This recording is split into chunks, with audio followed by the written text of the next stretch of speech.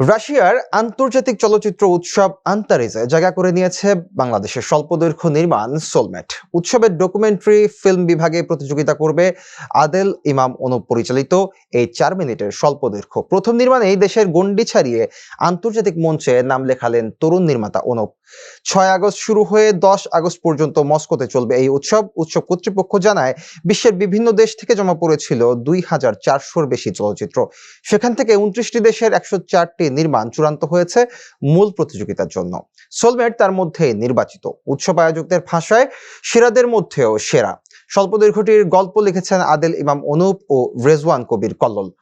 সোলমেটে চিত্রনাট্যে ছিলেন শেখ কোরাসানি, চিত্রগ্রহণ ও সম্পাদনায় ছিলেন আসাদুজ্জামান আবির।